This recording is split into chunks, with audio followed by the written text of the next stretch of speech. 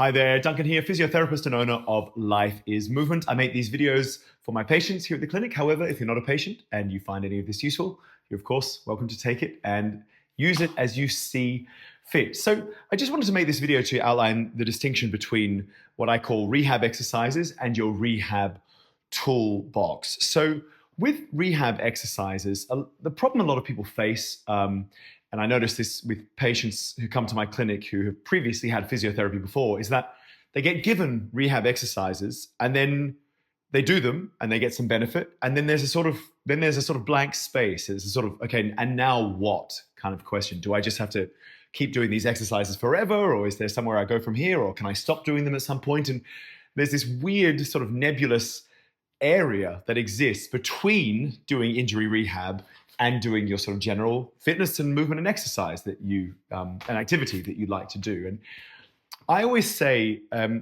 good rehab exercises are infinitely scalable. So what starts as something very easy can then become something more difficult, more difficult, more difficult, more difficult, until it becomes an extremely challenging exercise. So what the ideal pattern or the ideal journey that patients experience here at my clinic is that they may come in with a pretty severe injury, and we start with really gentle rehab exercises that really look like rehab. But eventually, as you progress, as the patient gets better and better, the exercises become more and more challenging, until eventually, when patients finish their course of rehab here at the clinic, they leave with something that actually looks more like just a general strength and mobility program, something you might see someone do at the gym. So eventually the rehab, what looks like rehab exercises, mutates or evolves into something that just keeps your body generally fit, healthy, and strong, but while paying particular attention to maintaining the gains you made in the early stages of your rehab for your specific injury or issue.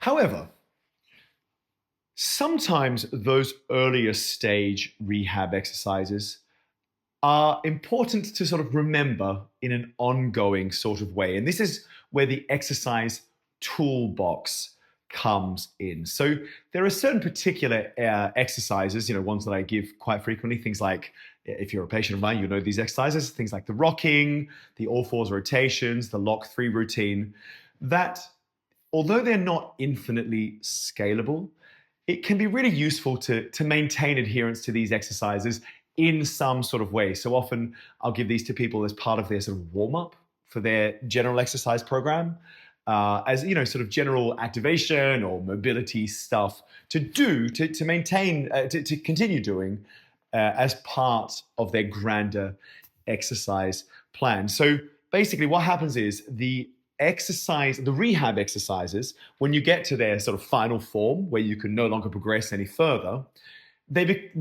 you can often put them as in your little rehab toolbox or toolkit of things that you can just turn to as warm-ups, things you can turn to on a day when you might be not feeling particularly good and you want to loosen things up and mobilize. And they can still be efficacious in that way. So I just wanted to make this video to outline the difference between those two things. Basically, rehab exercises, when you become too good for them, when you progress past them, some of them may linger around in your toolbox to turn to as and when needed. I hope that is useful, and I'll see you at the clinic.